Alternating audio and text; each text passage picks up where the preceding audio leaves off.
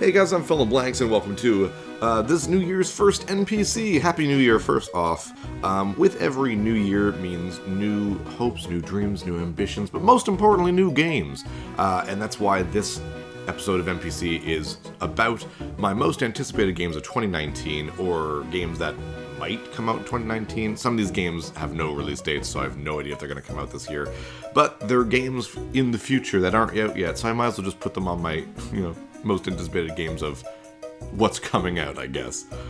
For me, most anticipated means games that I'm pretty much going to buy day one. There are other games that aren't on this list that I'm totally looking forward to playing. I'm just not willing to spend the money right when the games come out. Case in point, like New Super Mario Bros. U Deluxe. Yeah, sure, I want to play it. I've played it before, and it's a fun game, and I will get it.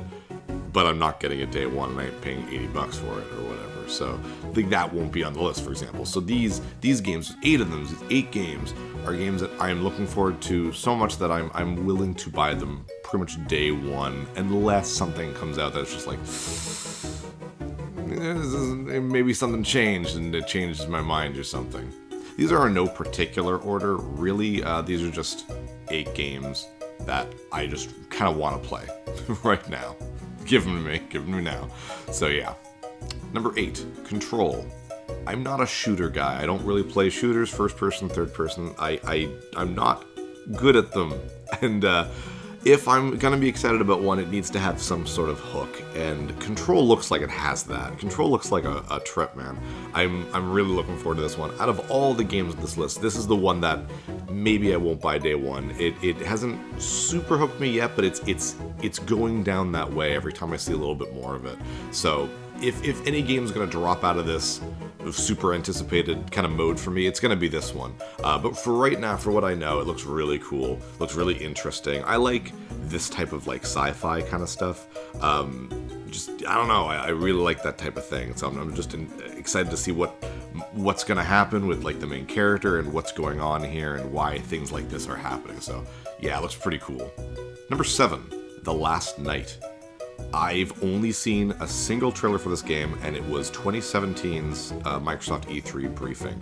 And it's maybe 40 seconds long, but that art style, that is gorgeous. It's like Octopath Traveler if it was like a point-and-click adventure game kind of thing. It reminds me a little bit of like Flashback and a little bit of Out of This World. It looks wonderful. I'm not like a cyberpunk kind of guy. I usually don't really give a crap about that style of that aesthetic or that location or whatever.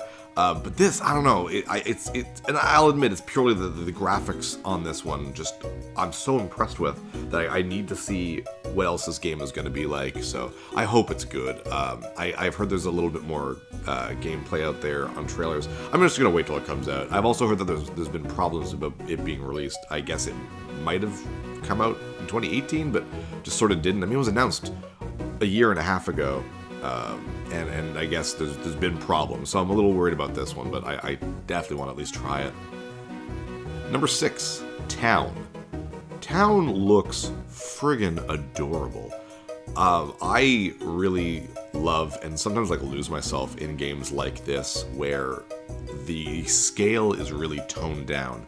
I'm a firm believer that you don't need to save the world in every single friggin' game you play. Sometimes something smaller and something more personal is way better. But at the same time, I don't really like games like Animal Crossing and The Sims and that sort of thing, because I find games that don't give me a specific goal are really hard for me to get into, and it's not the game's fault, that's on me. But Town looks like sort of a mix of those two things, like it looks small and personal, but there's clearly quests and a storyline, and I'm really looking forward to it. I haven't played like a small like town type simulator that I've really enjoyed in quite a while, so man, yeah, I'm really looking forward to this one.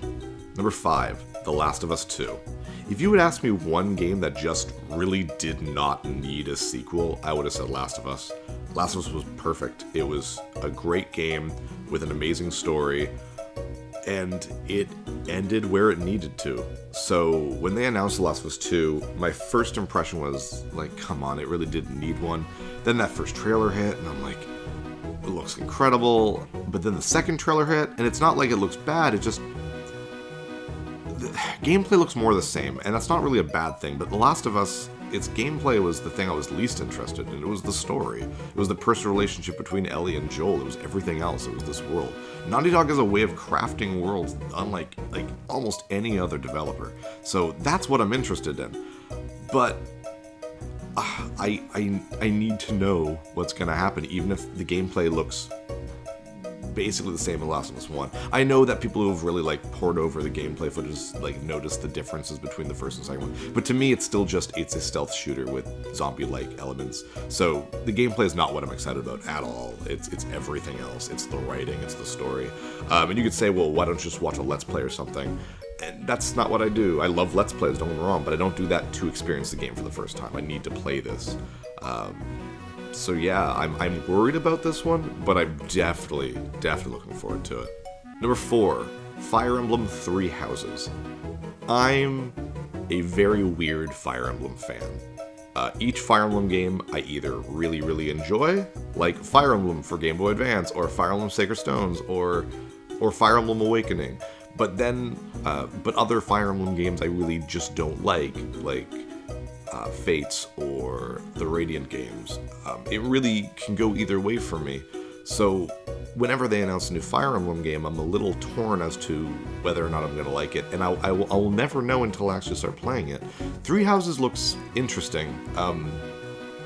The trailer didn't do too much for me, but I find the trailer never really tells you anything because it's a Fire Emblem game. They're very unchanging. So you've played one, you could say that you've played a good chunk of them. It's really about story and character and the little things they change to its gameplay mechanics that I really don't see a lot of in this trailer, at least that matter to me. It's cool that you fight with bigger units, bigger armies of units and stuff like that, and the Three Houses kind of thing is really interesting. I hope they don't do what they did with Fates, where it's like, oh well, Three Houses is actually 2 or 3 games that you gotta buy over and over again. Just don't do that.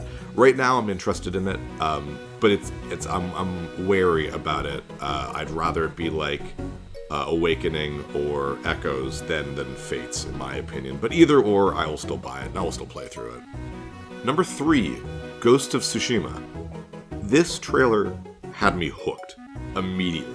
This one 10-minute trailer, everything about it. The way you ride around on your horse in ancient Japan, the way the fight looks, the way the fire works and the grass moves, and everything about this looks amazing to me, which is weird because I'm not usually that guy who picks up a lot of AAA open world style games. And I know that there's 3 ancient Japan Japanese games coming up. There's Neo 2 and there's was it Sekiro whatever, and this one, and all of my friends are surprised that this is the one I've chosen. It's the one that's, I guess, more rooted in realism, and usually I'm not one for realism in games, but this one, I don't know, I want to immerse myself in being a samurai in this period of Japan. I cannot wait. It looks amazing.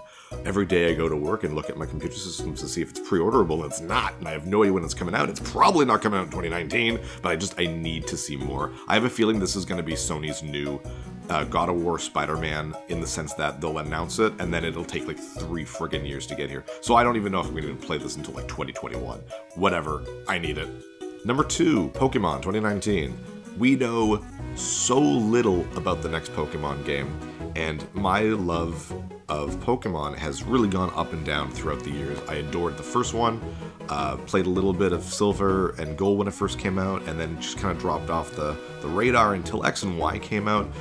Got right back into it again, dropped off again, and last year's Let's Go Pikachu and Let's Go Eevee, even though it's just a remake of the first Pokemon game, really hooked me. There were so many great changes to Pokemon in that game that I don't know if I can go back to an old school kind of Pokemon game. I don't know if I can do random battles anymore. I don't know if I can deal with not being able to see my Pokemon at any time. I have a feeling that this Pokemon game coming out this year, which I think will be Generation 8, will truly change it up. I need it to, first of all, look better than Let's Go Eevee and Let's Go Pikachu, which, it's cute, but it's kind of an ugly game. I don't know, I needed to change what Pokemon's been doing for the last 20 years, and I have a feeling that they're going to do it. This is a big deal for Pokemon, and it's a big step. being the first major Pokemon game on a console, and I think they know they need to do it right. Either way, I need to see it, I need to try it, I need to know. I'm so excited about what the new Pokemon could be. So, and we know it's hitting this year, you know, so we probably won't learn about it until E3, but it's only 6 months away. And number 1, Metroid Prime 4. Metroid Prime is an amazing trilogy, and it's a great example of someone taking an old franchise and moving it to the third dimension, and while changing almost everything about it, changed nothing about it, and it felt exactly like it should be. It was such a pure transition to 3D that very few games have done it. I found Mario did it, I find Zelda did it for the most part, though I think Breath of the Wild was the first one that really did it properly. And Metroid Prime did it. It did it almost flawlessly. It was perfect. And I'm worried about Metroid Prime 4. Mind you, I'm worried about every game on this list. I'm a worrying kind of guy. But Prime 4 is something I've been waiting for a long time. And Prime 1 and 2 and 3 were just so good, and each for their own different reasons that nothing's lived up to it since then. And there hasn't been a lot of Metroid games since then, mind you. But I hope it's still a first-person shooter, which is weird because, again, I'm not a first-person shooter guy, but unless they do some sort of different hook to it, and Metroid Prime has a different hook to it, I just hope it can live up to Metroid Prime's legacy, I guess. But right now, it is by far my most anticipated game of 2019. So guys, tell me your list.